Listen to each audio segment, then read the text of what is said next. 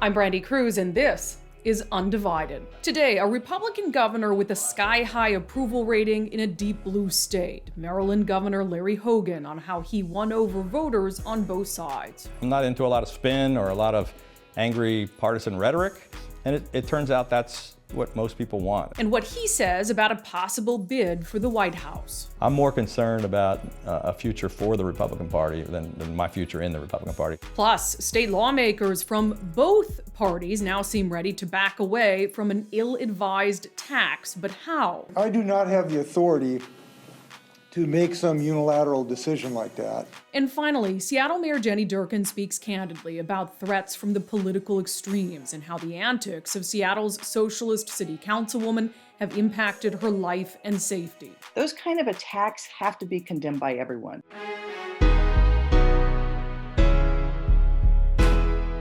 Thanks for joining us. There are few politicians in the country, or probably in history for that matter, who have been able to successfully bridge the political divide. And in today's hyper-partisan climate, such a task seems nearly impossible. But enter Maryland Governor Larry Hogan, who made a round of appearances in Washington state this week. Here he is at a private event in Gig Harbor for former gubernatorial candidate Raul Garcia. Governor Hogan shocked the political world by winning 2 terms in a blue state. No easy task for a Republican. He and I sat down to talk about his political philosophy, Donald Trump's grip on the GOP, and what he says about rumors of a 2024 presidential campaign. What brings you to our fine state, sir? Well, I'm just really excited to come out here and meet a lot of folks in the state of Washington and talk about kind of some of the ways we were able to change our state of Maryland, which is an overwhelmingly Democratic state where, we elected a Republican governor and made a real difference. You talked about your unlikely rise to win the governor's race in a blue state. And I felt bad for the room of Republicans you were talking to, because I almost felt like for a moment you were giving them hope that they could do it here too. Well, I was giving them hope, and they really can. So people don't realize it. Most people would be surprised when they heard it, but Maryland's a much bluer state than Washington is. My state, Joe Biden won by 33 points. He only won Washington by 19. We have a similar, we hadn't elected very many statewide Republicans to anything in decades. And we pulled off a big surprise upset and was able to get reelected and make a difference and take our state from one of the worst economically in the country to one of the best. And same thing can happen here. There's no question about that. I wouldn't give them false hope. I was trying to pump them up and let them know that they really can make a difference and they shouldn't give up. Something I was reading about you, and you just mentioned it in there as well, one of the highest approval ratings in the country. This is like the biggest softball question ever, but I just don't understand how you swing that in a political climate as polarized as this one. I'm not sure how either, but as I've tried to figure it out, I've really just tried to focus on common sense, bipartisan solutions. I've tried to be just really direct and straightforward, and I'm not into a lot of spin or a lot of angry partisan rhetoric, and it turns out that's what most people want. And so what's even more surprising than the high kind of job approval in a Democratic state is that it's nearly equal among Republicans, Democrats, and independents, and black and white voters, and young and old voters. And it's sort of just like everybody kind of wants the same thing. They want their elected officials to work together and to work hard to get things done and solve problems. Do you think it's the things you're focusing on or the way in which you go about addressing them? I think it's a little bit of both. Okay. I think there are, we really kind of focus on the kind of universal things that brought more people together. The people in our state, they didn't agree on every single issue, but they were all frustrated economically about where our state was, raising taxes, which was killing, businesses and jobs and chasing taxpayers out of the state. And I think they also like the tone. They don't like the angry rhetoric, kind of the toxic politics that we see in Washington and really in politics everywhere across the country. I think what they really want are people that are, having a more civil dialogue that can maybe passionately disagree without attacking the person who disagrees with you. That's the way it used to be many, many years ago, when people would really, be friends with people across the aisle. And you could debate about how to solve a problem, but that didn't mean you had to attack someone personally.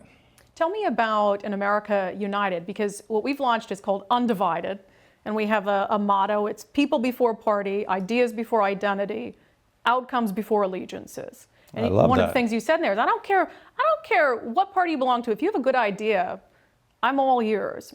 But what you're practicing in Maryland, we're a far cry from here. First of all, I love what you were just talking about. It's a great goal that you're focused on, and it really is. There's a huge demand for it. I mean, I think an overwhelming majority. I don't know, all the folks in Seattle. I don't know exactly. I'm not an expert on the politics of the state of Washington, but I think most people anywhere in America really are not happy with the current state of politics. They're completely fed up with politics as usual.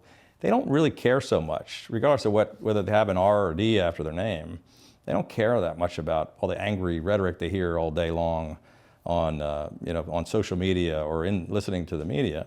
They just want people to solve things, and I think they're at the point where they've hit a brick wall, or they're just disgusted with the toxic politics, and they don't want it. Most people, 70-some% of the people in America, would like to see the kind of change that you and I are talking about. Well, then how do you get someone like Donald Trump, who continues to be so popular, if so many Americans don't want that brand of politics? Yeah, well, so I mean, it's hard to explain. Obviously, it's tearing the country apart. I mean, I think both parties are at the point where they're nominating people that I think the average person in America was like, these are the two choices we have for president. Is this the best we can do in either party?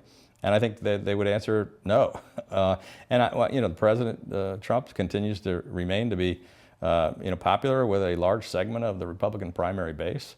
But he and Joe Biden are both very low approval ratings across the country, both in the 30s.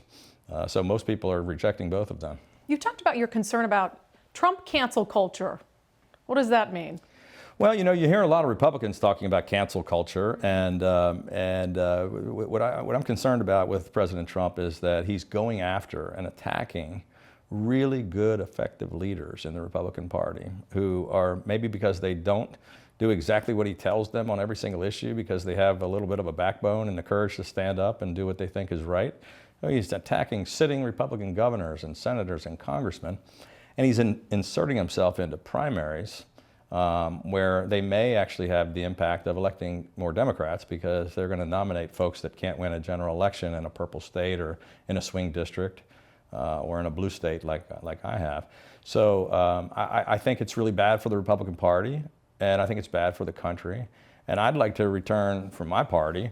I'm a big believer in working across the aisle with people in the other party to get things done, but I'm a lifelong passionate Republican.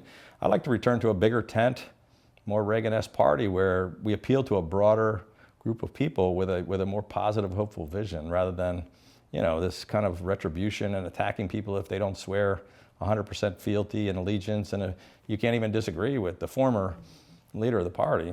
You can't even go and represent your constituents and vote what you think is right based on your conscience. And if you want that sort of big tent party, does that include people who Yes. like the former president? No question about that, which is the way I've done it in Maryland. My numbers among base primary voters and conservatives and rural voters are just as high as the president. I was elected in the high 80s and huge turnouts in those areas, but I was also able to add to that in a Democratic state, suburban women and minority voters who did not vote for the president and in fact turned away from the Republican Party in huge numbers, which is why we lost the White House and the Senate and the House. You called, I think it was Meet the Press, you're on Chuck Todd, you said we need to get away from the cult of President Trump. So if you view it in that sense, that it's sort of cultish, how do you bring those people along?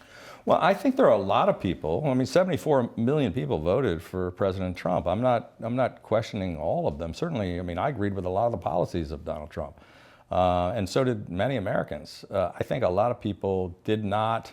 They maybe liked some of the things he was trying to get done, but did not like the way he went about it. Did not like what he did about creating a more divisive atmosphere in Washington. It wasn't really productive. If you look about effectiveness, he talked about a lot of things, but didn't really accomplish a lot. Even when they had control of, all three bodies, when they had the House, the Senate, and the White House, they didn't get anything done. And then they lost all three of them.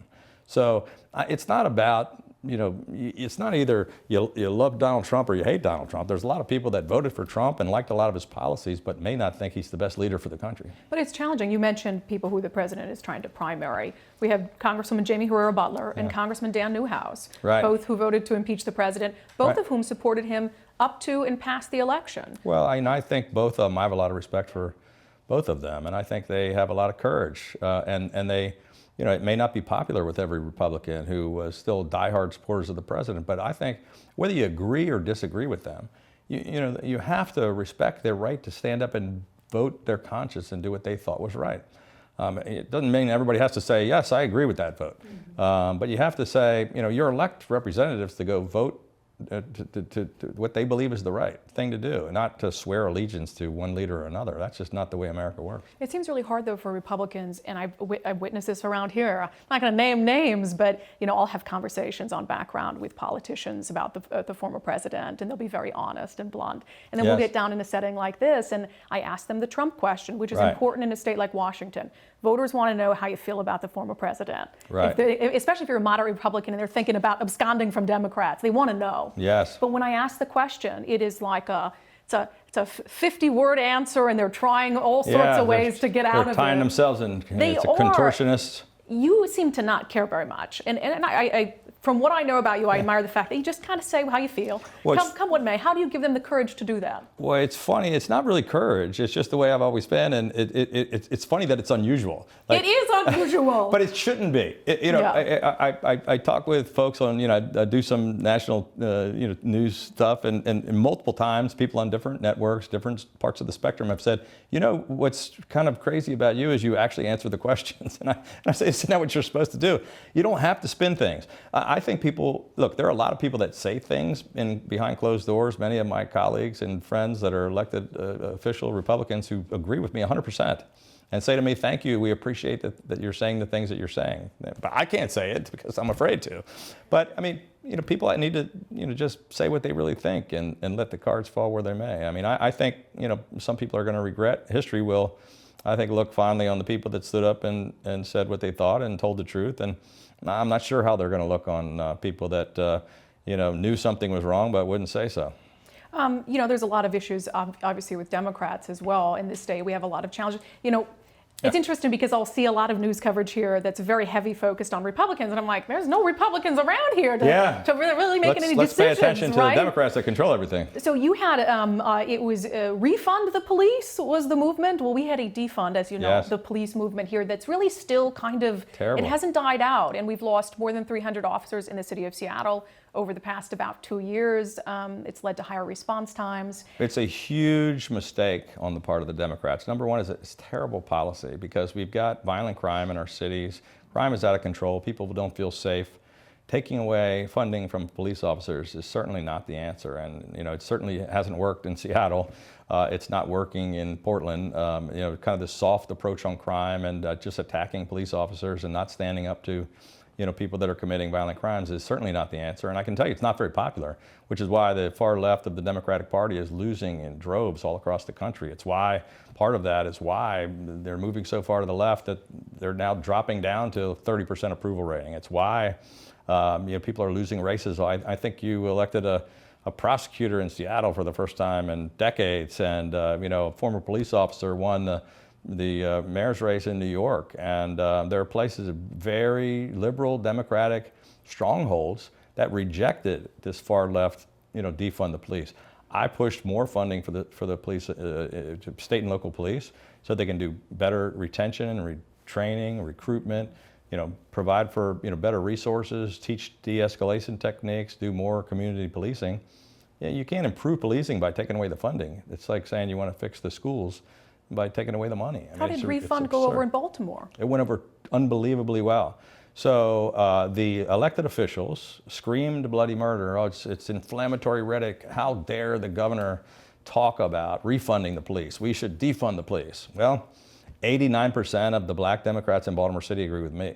Is there a vaccine mandate in your state? We don't have a vaccine mandate, but I've been very clear in messaging, following the science and listening to the experts, and we're one of the most vaccinated states in America. And I find that interesting because we have a high vaccination rate here in Washington too, but it has been more of a stick than a carrot. We have a vaccine mandate for state workers. For you, how do you think you were able to achieve such a high vaccination rate without doing some things that were mandatory? I think it goes back to what we've been talking about. It's straight talk. I've developed, people trust that I'm telling the truth and I'm telling it like it is and I'm just giving the facts and not spinning. And we very, aggressively from day one, consistently messaged the facts and the truth. And people said they tuned in to watch our press conferences because they weren't sure they were getting all kinds of crazy things all over the place. But they followed the advice. They followed the science, and they were smart. And we just talked about keeping people safe. And we did provide some carrots rather than sticks. We had some really cool incentive programs, and we had a very aggressive marketing campaign and an equity task force and mobile vaccinations and large mass vax sites, and just we had a very aggressive program trying to convince everybody why it was the right thing to keep themselves and their families and their neighbors safe without forcing them to do it.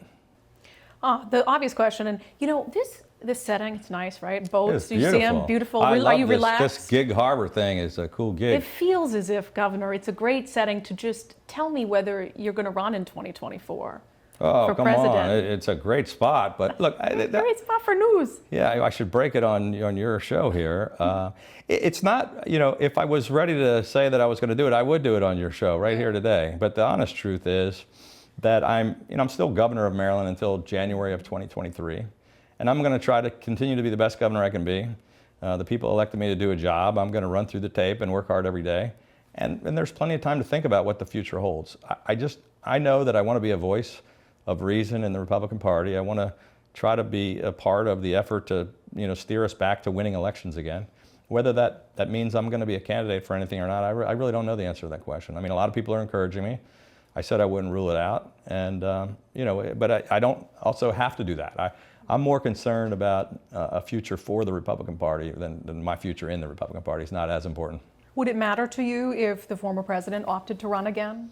It wouldn't. I mean, I think it'd be a mistake, and I think that'd be terrible for the party and the country. But it wouldn't affect my decision. My decision will be based on whether, there's a real path to victory, whether I believe I can make a difference, and whether it's something that my family thinks is the right choice for us to do. We call this political coverage for the anti-fringe.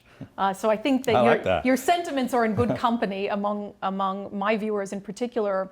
But what I hear a lot from people who are in the middle, or just reasonable, I think you can take a side but still be a reasonable, rational person. True. What I hear a lot is there's this fear to be part of the dialogue, be part of the discourse, because the fringes can be so That's a good point. nasty. So what is your advice, I guess, to people who like the things that you're saying, but maybe they're too scared to run for political office at some level because of how vitriolic things have become? Well, I would say that we've proven that you can do it and you don't have anything to be worried about. So in the bluest state in America, I've been like this from the first time I ran. I've been very successful, and the people are really happy with it, whether they're Democrats or Republicans. There's no question that the angry voices on both sides get all of the attention. It's what you hear on social media.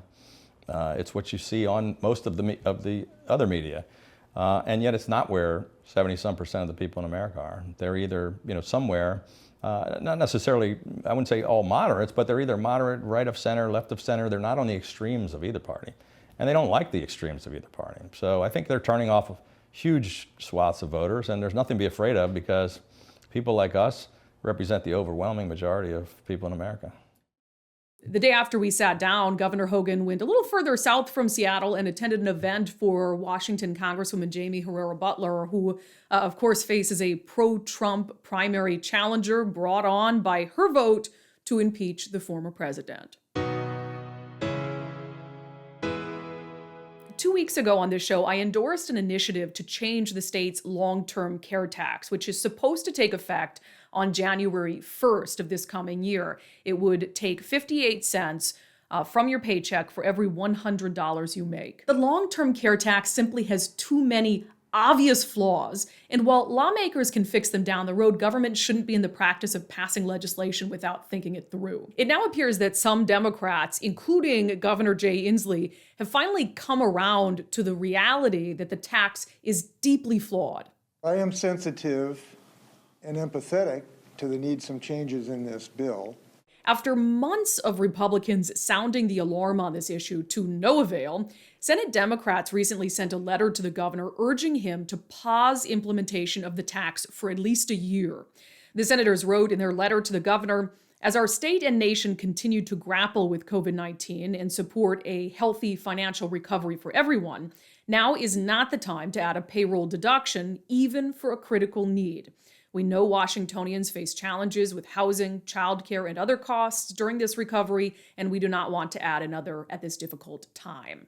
While some Republicans might see this as an "I told you so" moment, you know what? It takes a lot to take a step back from a policy that you once supported. It takes self-awareness and the ability to admit that you were wrong or hasty, which is quite frankly something that we need more of in politics. Now, there are still some issues to address. Governor Inslee claims he does not have the power on his own to pause this tax before it goes into effect on January 1st. I do not have the authority to make some unilateral decision like that. It would take some action by the legislature. Now, I'm not really so sure about that, considering that we have seen firsthand the depth of the governor's power during the pandemic, and it does give him the authority to suspend certain laws. So I'm a little iffy on why the governor doesn't believe that he has the authority to do this on his own, but let's just operate on the belief that he does not. That would leave a couple options. One, a special legislative session, or There is another mechanism that basically, because we do not collect the tax directly from the employee, it's essentially withheld by the employer, and it's not due to the state till April. So by not seeing collections from the employers till April, it could give the legislature time to make these refinements. But we're seeking a legal clarification of that to make sure that's the case. But even if that avenue is successful in pausing the tax, that doesn't do anything to help the 500,000 or so Washingtonians who purchased private long-term care insurance just so they could opt out of the state plan. One viewer, Kevin, told me he and his wife are paying $96 a month for a private plan they neither need nor want, but they're afraid to cancel it should they be required to resubmit proof of it a year from now if the Washington CARES Act is put on pause and then reactivated. That means they could end up paying more than $1,000 toward a private plan they're just going to cancel anyway. State lawmakers should really think about that if their intention is truly to pause the tax. Doing so would leave hundreds of thousands of Washingtonians paying out of pocket for a benefit they didn't want in the first place. It's why I go back to the most common sense solution to all of this, and that is to make the long-term care tax optional. Not only does it address every single existing flaw with the law, but it does so while not tanking the idea of a long-term care fund altogether. This Tuesday, voters will decide whether to recall Seattle's firebrand socialist city councilwoman Kshama Sawant. One of the accusations at the center of the recall is that Sawant led protesters to the home of Mayor Jenny Durkan, despite that address being protected under a state program due to threats from Durkan's time as a United States attorney. I got a chance to speak with Mayor Durkan this week, not only about Sawant's actions, but about why it's so critical for all of us to condemn them. Do you feel like the Sawant recall is personal to you? Does it feel personal to you? No, I wouldn't say it's personal to me. I would say that it is really important to the voters of the 3rd District about what they want their elected official to do, and whether her actions that she's being recalled for, including the actions against me and my family, are ones that they expect from their elected officials. I mean, she clearly places herself above the law, which I think is not appropriate for an elected official. Do you believe that she should continue to serve the citizens of Seattle? I think that I have a great trust in voters to make that decision and to be able to assess the facts. I think there's no question that her actions for me jeopardized the safety of my family. And she knew she was doing it. She did it even though she knew that there was a law that required that my address be confidential. And she did it for political stunt purposes. As I said at the time in the letter that I wrote, I think that it's, we can disagree on issues, but no elected official should take actions that put other people's lives or the lives of their family in jeopardy.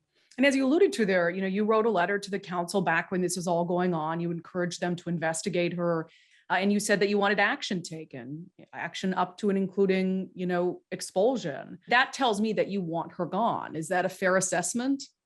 You know, in that letter, I think that I made very clear that I thought her actions violated her oath of office, and that the first and appropriate remedy would be for the council to take action against one of its own members and judge what the appropriate action was. They chose not to. So voters took it upon themselves to circulate a petition, get enough signatures, go to the court, get the ballot approved, and have it placed on the ballot. I think that shows that, you know, this is something that is important to the voters of the 3rd District. And I think that it reflects where we are as a city. People want to move forward, and they want to move forward in a way that we can work together. I think everyone is so fatigued by divisiveness and grandstanding and zero-sum games. They want elected officials who are going to solve problems, not just have photo ops. You know, this march to your house. We're in Jenny's neighborhood. Oh, come, girl. Jenny, where you at, girl? But we don't see her. Where's her house at? I think we gotta go to her. Like, we gotta go to her house, like the address. It didn't end that day, right? After the march to your residence. No, it didn't end that day. And, you know, I think that it's really important that people understand she absolutely knew what she was doing, and she absolutely led that march. And she did it knowing that there were threats against me and my family, and that could jeopardize the safety of me and my family. And she chose to do it otherwise. And by doing that, she very broadly publicized where we lived. And because of my previous job as U.S. Attorney, I was enrolled in the address confidentiality program because of the serious threats against me and my family. Those threats have continued as mayor, and I received, you know, a significant number of death threats, hate mail. I've had people come to the house and do death threats. And that all happened, I believe, because Shama Sawant led people to my house and gave people both where I lived and the permission that it was okay. And it really eroded the sense of safety for me and my family. To hear her quoted in the Times just this week saying that, oh, I didn't know we were going to go to the mayor's house. That was the organizers who did that. I didn't do that. I didn't know. What's your reaction to that? You know, doesn't even pass the straight face test. It's almost laughable. There's photos of her leading the march. There's photos of her standing on a stage that's blocking my driveway. How does it feel to be in Jenny Durkan's neighborhood? Her Richie Rich neighborhood. And there's video of her saying, "Welcome to the mayor's home or neighborhood." So she knew exactly what she was doing. She did it for a purpose, which was, you know, for her to be in front of the cameras. It was a political stunt at the time. It didn't do a single thing to advance the struggle for Black lives or to advance public safety in the city of Seattle. It was done solely for herself. And she did it knowing that it really could and did jeopardize the safety of me and my family. I'm going to read a couple emails that you've received, not only during that period of time of unrest, but straight through to now. Okay. They're not pleasant. So please excuse my language. And I think what this shows is, you know, you've gotten a lot of hate, not just from the left or from Sawant supporters, but also clearly by these emails from the right. Jenny Durkan, if I was in Seattle, I'd kill you, bitch, and finish your life. You dumb bitch, I sincerely hope they burn your family's house to the ground. I've never, ever seen such an idiotic, childish behavior, you cunt. You are a cunt. Get control of Seattle. Stop giving to these fucking asshole loser liberal Democrat pussies. Hello, Mayor. I just want to say you must be the dumbest bitch I've ever had the misfortune of listening to. You stupid dumb bitch, you need to be removed from office. You retarded bitch, I hope you have a heart attack, fucking cunt. We're living in this period of time where not only politicians, you know, from governors to mayors to presidents, but also health officials are, you know, experiencing this type of vitriol from people and death threats. You had sent a letter to the council, and not only did they not investigate Sawant, Council President Lorena Gonzalez didn't even condemn what happened. as it pertained to your house. She, in fact, condemned marches to city council members' homes, but not to yours. And perhaps that was because of personal animus. What's at stake when it comes to elected officials being vocal and condemning this type of behavior, regardless of who it comes from? I think there has to be absolute unanimity to condemn this kind of behavior. It's bad for democracy. It's bad for the public discourse. And it really is a dangerous road. As you said, it starts perhaps with visits to my home and threats against me or against other mayors, as we saw. But then it goes to school board members or health board members. And regardless of where the person is serving or why they're serving, those kind of attacks have to be condemned by everyone. I really believe particularly attacks at a home or that jeopardize somebody's family is a bright red line that all of us should agree is wrong. When Councilmember Sawant received a death threat, my office reached out to her immediately to see if she needed support. Seattle Police Department condemned it. They arrested the person. We did the same thing when there's been a death threat against another council member. And I believe every council member should stand up and say that these death threats and what happened at my home and what my family's been through is wrong.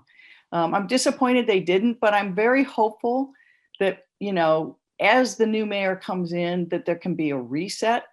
But that reset, I think, really needs everybody to dig deep and say, this is not just the kind of city I want, this is the kind of democracy I want.